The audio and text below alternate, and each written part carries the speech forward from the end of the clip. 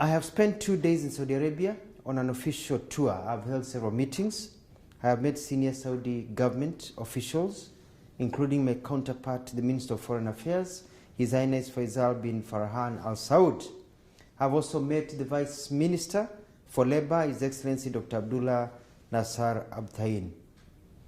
I have also met and spent hours listening to Kenyans living and working in Saudi Arabia. I've also met babies of Kenyan mothers. My meetings with the Kingdom of Saudi Arabia and the Saudi Arabian government have centered on our bilateral issues based on our great relationship we have with the Kingdom of Saudi Arabia.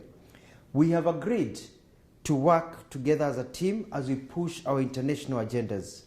We have requested the support of the Kingdom of Saudi Arabia as we tackle the drought situation facing our country due to the effects of climate change. With His Highness Faisal, we have agreed to enhance our trade and investment and expansion of our tourism sectors. This will create more employment opportunities and increase the amount of money in the pockets of our people. The Kingdom of Saudi Arabia views Kenya as one of its top partners, and likewise we view Saudi Arabia as one of our major partners.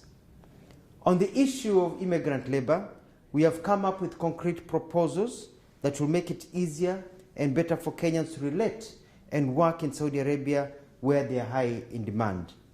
We have held, engaged, discussed very comprehensively on these issues facing Kenyan workers in Saudi Arabia.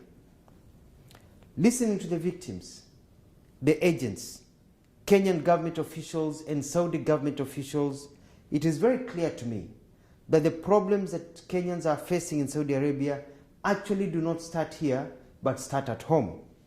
The system is flawed and corrupt, and unless fixed, nothing will change. There is massive corruption in the way Kenyans are prepared to come to be domestic workers in Saudi Arabia. This is a major concern for all of us. This is a major concern for all of us, including the government of Saudi Arabia. We have to break the cartels and streamline the agencies, some of which are owned by prominent Kenyans.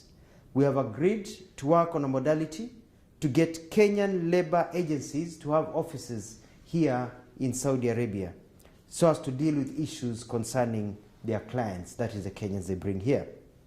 We will, in collaboration with the Saudi government, flush out illegal agencies and blacklist agencies that do not perform as per the law. The rights of all workers, as enshrined by the laws of Saudi Arabia and Kenya, will be enforced. Kenyans will be protected, regardless of where they work. To this end, and as an immediate and short-term venture, we are issuing new procedures to be followed before we give clearance for Kenyans to travel as domestic workers to any country. Kenyan immigration officers will also not allow Kenyans to travel out of Kenya to Saudi Arabia as domestic workers without fulfilling the set requirements. This will start on Monday, 7th of November, 2022. We have set up a joint technical team of Kenya and Saudi government officials to fast-track labor issues. They start their work in 2 weeks' time on the 17th of this month. We have also dedicated an emergency hotline for Kenyans in Saudi Arabia to call when facing any difficulties. The emergency hotline number at the Kenyan Embassy will be given. It is +966 500 755 060. On receiving a call, we'll take prompt action, including but not limited to engaging the Saudi government for the assistance. The idea is to ensure every Kenyan lives well, gets medical care, and also is listened to and taken care of. I have requested for an amnesty to be granted to Kenyans who have fallen out of status and who are hiding illegally and who are unable to access media care so that their documents can be made legal and others given passage to go home. This will be part of the discussion that our teams will sit down and discuss. The Kenyan government, my office, is also dispatching additional staff to the Riyadh embassy to assist in the process of legalizing Kenyans who are out of status and processing travel documents and other necessary work that needs to be done to help our Kenyans. Saudi Arabia has great potential and is a major market for our workers, and especially trained ones. Kenyans here working, apart from the domestic ones, the other ones working in other areas, appear to be very happy. I've met many, they are happy, they are well paid, they're sitting pretty, and they're making a lot of money. So we just need to fix the domestic part, workers' part, and everything will be flawless. And as I've said, we have noticed that the problem is not necessarily here in Saudi Arabia only, but the major problem is back at home with the agents and all the ukora that continues when they get here. We have requested for an increase of quotas to allow Kenyans. We have many Kenyans who are graduates in hospitality, engineering, nurses, doctors, people in all fields, accounting, to be allowed to come to work here. And they have said they need Kenyan labor. So I'm asking Kenyans, be prepared.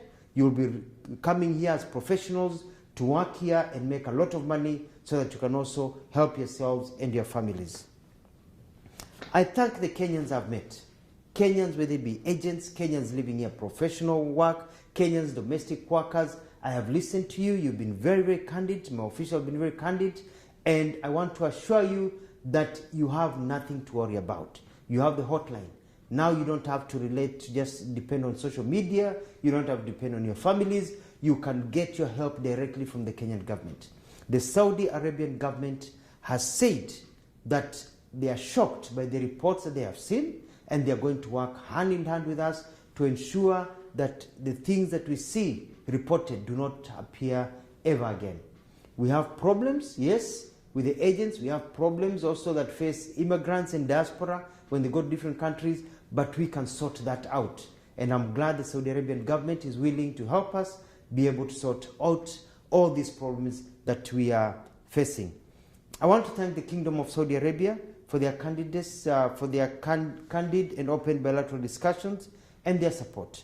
I thank them for according Kenyans this great opportunity to work, and I'm confident with the new engagement we will achieve much more. I'd like to repeat and say that we have agreed on many things. One, provision of medical care to Kenyans.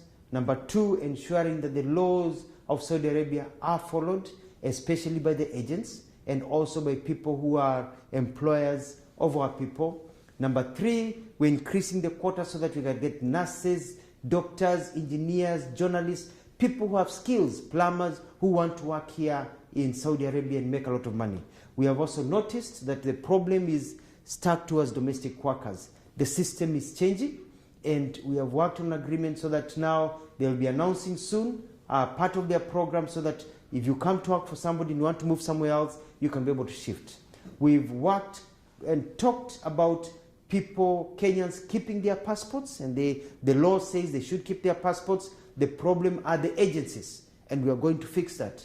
We have also agreed that Kenyans, when they want to exit this country, have a right to exit this country, and our embassy here will be processing visas and ensuring that Kenya is able to go.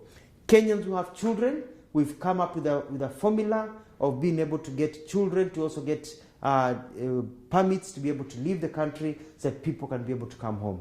In other words, it has been a wonderful visit. We've sorted out a lot of things. I've had numerous meetings with Kenyans, and I can tell them you now have a government that listens to you, you have a government that cares, and you have nothing to worry about. I'll be on top of things, and we are going to get permanent solutions to our challenges. Saudi Arabia, the nation, the Kingdom of Saudi Arabia, they're our friends. They care about us. They want to invest more in Kenya. They want more Kenyans working here. And they are also shocked by the stories that Kenyans have been telling. And we've narrowed down, especially our officers here. We've narrowed down, we know what the problem is, and I'm going to deal with it with my colleagues in cabinet to ensure it never happens again.